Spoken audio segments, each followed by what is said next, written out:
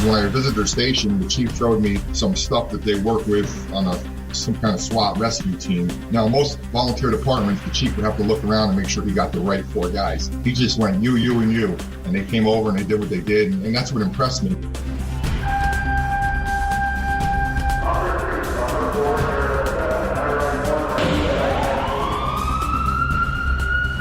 From Los Angeles, this is Code 3, the Firefighters Podcast, hosted by award-winning journalist Scott Orr. Code 3 features interviews with leading members of the fire service, discussing firefighting strategy, tactics, and other topics you need to know more about. That's right, and I will not let Parkinson stop me. Thanks for being with me on Code 3 again. You are listening to the show for and about firefighters. Let's get started. How would you define success in a volunteer department? Would it be recruiting and retention? How about solid leadership? Maybe response time?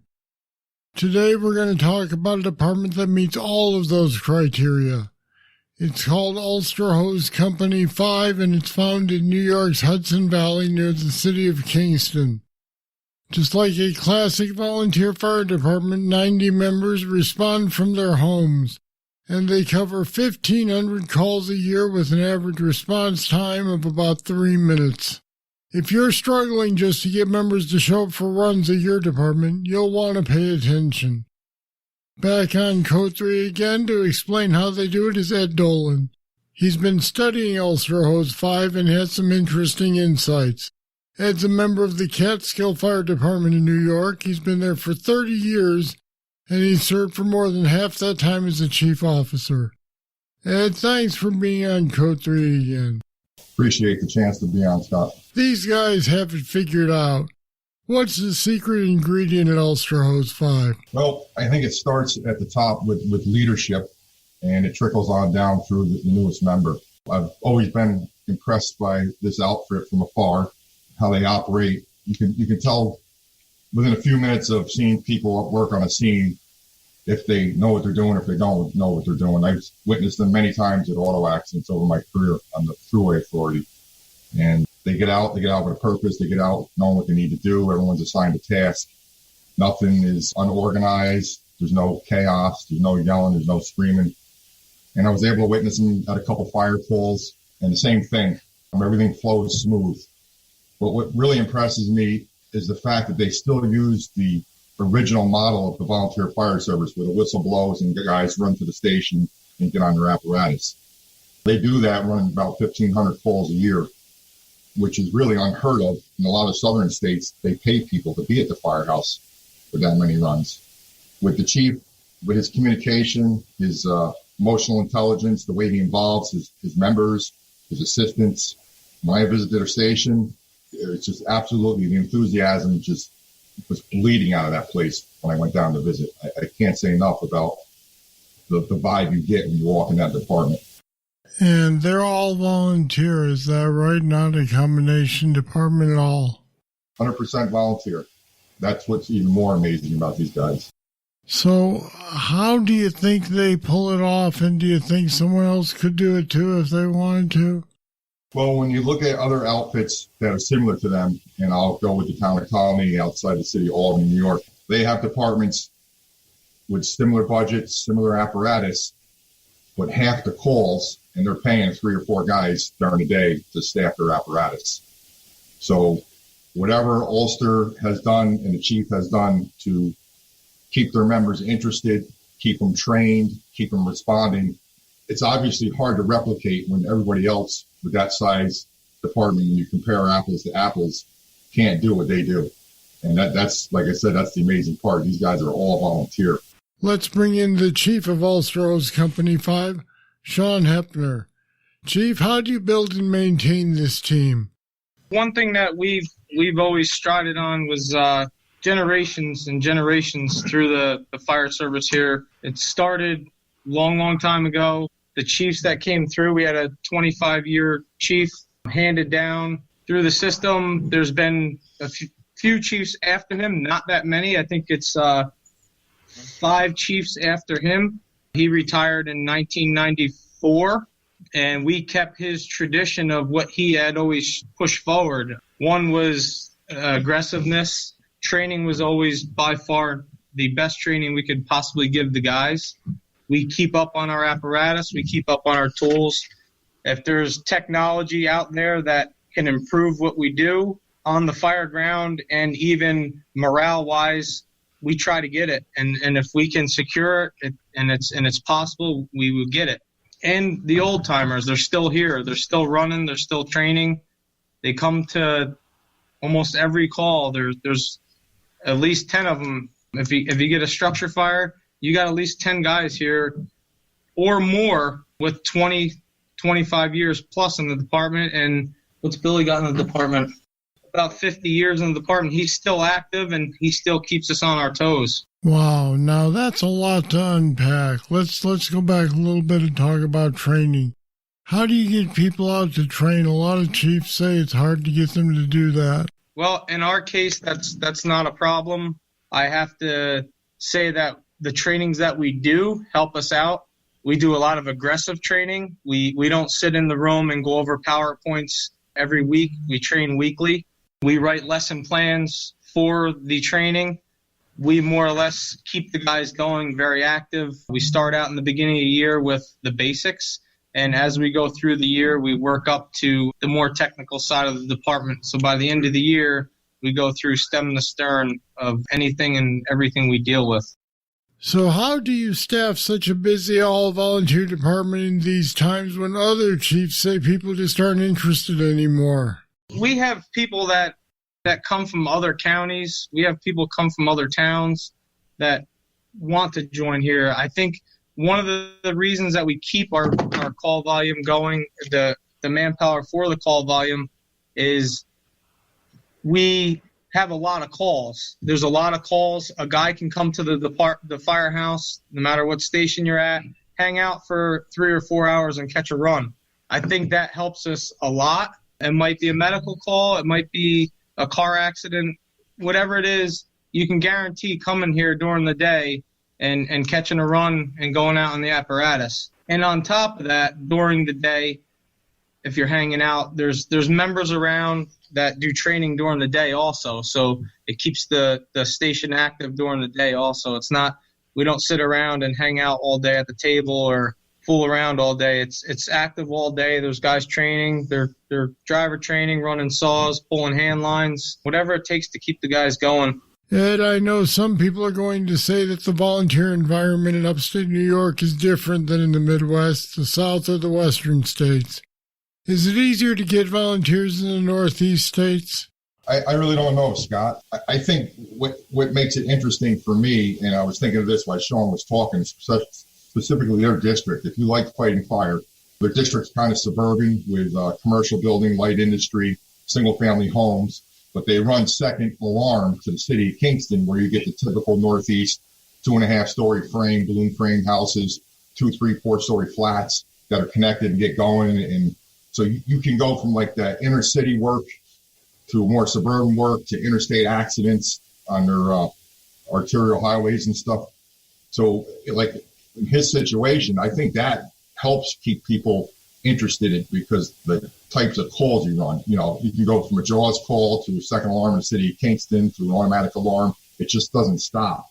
And that's what I like about their district. It's a little bit of everything.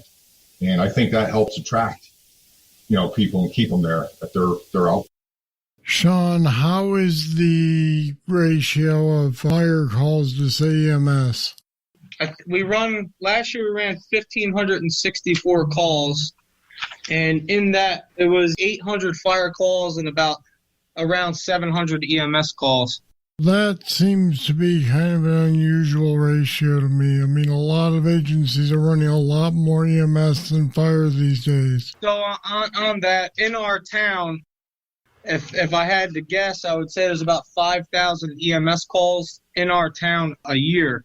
We run life-threatening calls only. We don't go to medical facilities unless requested, or it's a cardiac arrest. So there is a lot more medical calls and EMS calls in our district, but that is a contracted ambulance, mobile life support. They run all the EMS calls in our district. So there is a lot more EMS calls to fire calls, but we don't run it. We're a Tier 2 agency. Well, that alone has to attract a certain kind of a guy who wants to run fires and really would prefer not to do a whole lot of EMS. Yeah, we have quite a few guys that are into the EMS side of it. A lot of the guys here have their expectations set to be a career fireman somewheres. So they go through the EMS role, and we do have a very aggressive and a very good EMS service in our department. We do a lot of cardiac arrests a year. We do a lot of trauma calls a year, and we do have a lot of good outcome throughout the year from all we do, even just running EMS. Now, how do you do in terms of retention? I mean, you mentioned people who'd like to be career firefighters. Do you get a lot of people in like a revolving door, or do they stick around for a while? Mostly, most of the guys that we have, the younger guys that are career firemen, they are also still a volunteer here when they're obviously not working. And there's quite a few guys that come through. Some guys move away. We've had a guy wanted to be a career fireman. He ended up going to Maine to be a fireman. We have guys all over the place. But the guys that do work around here in the state of New York, they most likely would stay an active member here and make their quota.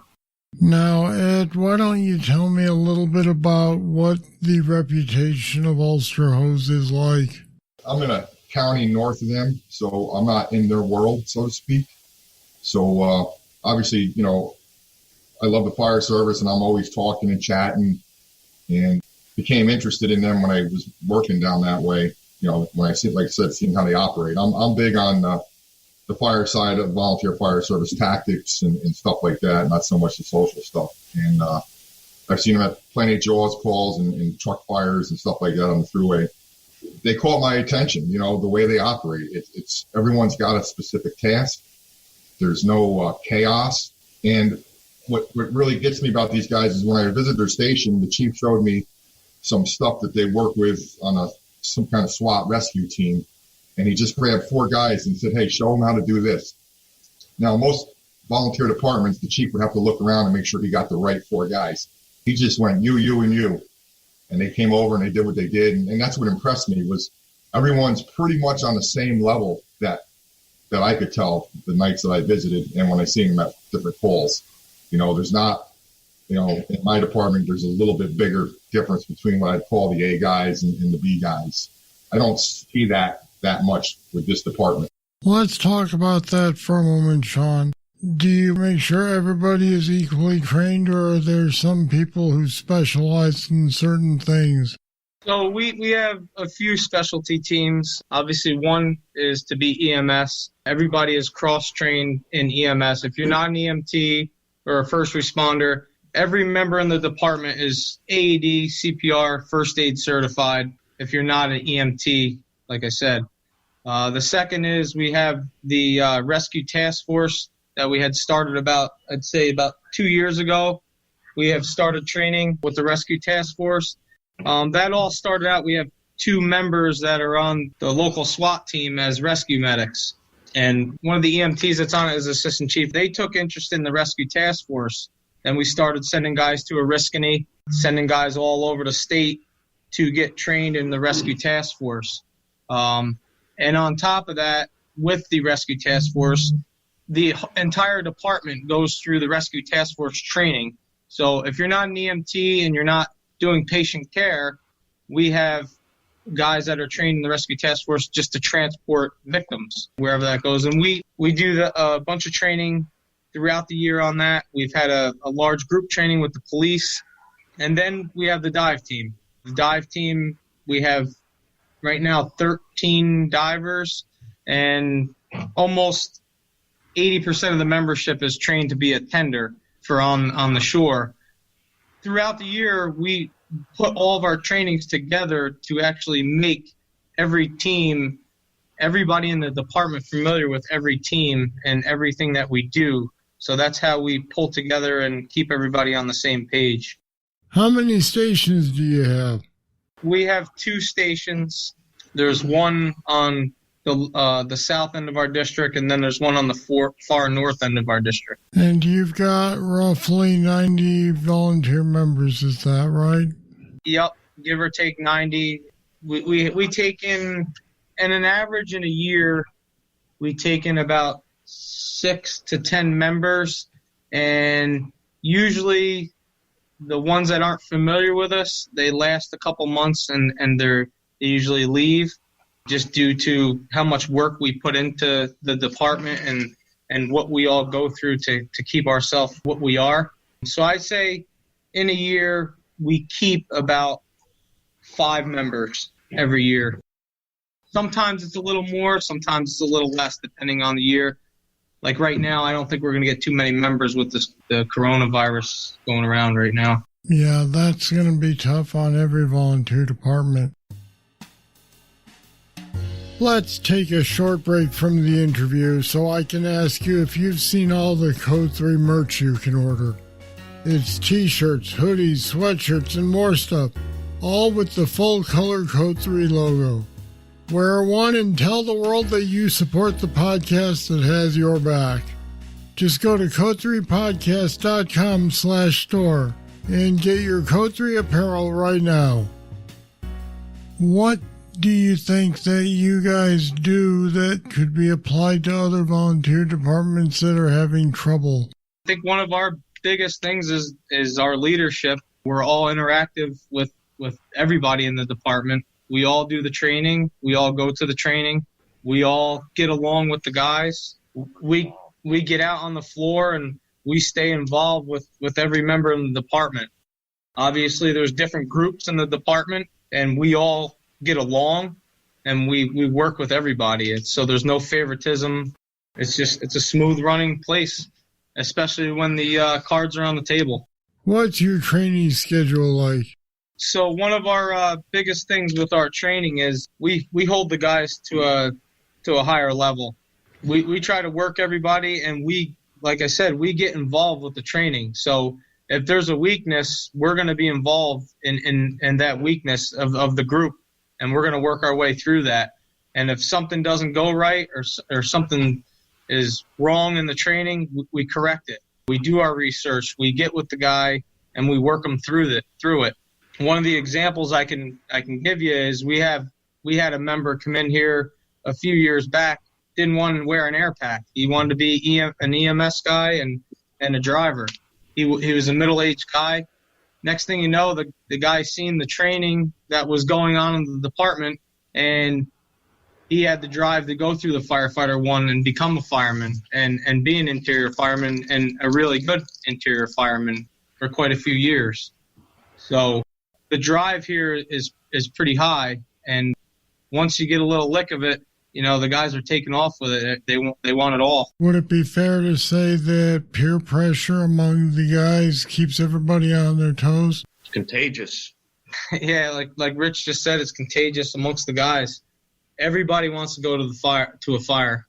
It doesn't matter who they are. They all want to go to the fire. We don't have enough seats on the truck to send the guys to the fire. And when you come back, you can tell, because the guys that didn't make the truck ain't happy. So that's a good thing to me. Usually you come back and there's guys sitting there just hanging out and drinking coffee and laughing and carrying on. We come back, there's guys mad because they didn't go to the fire. So hopefully it stays that way. You guys have a fairly quick response time. Do people respond from home? So all of our response is from home. We have pretty populated area right across from the firehouse that quite a few guys live in. The one guy that I was talking about with 50 years in the department, Bill Williams, Sr., he lives right across the street. He drives the first due engine for every fire call and every auto accident if it's after hours and the guys ain't hanging around the firehouse. So he's in here within a minute. So then how is your response time? About 3 minutes. We're out the door in about 3 minutes. The second dispatch in our county is 5 minutes. It used to be 3 minutes, and we never had a second dispatch when it was at 3 minutes. And now it's 5 minutes, and we're out the door well before that 5 minutes.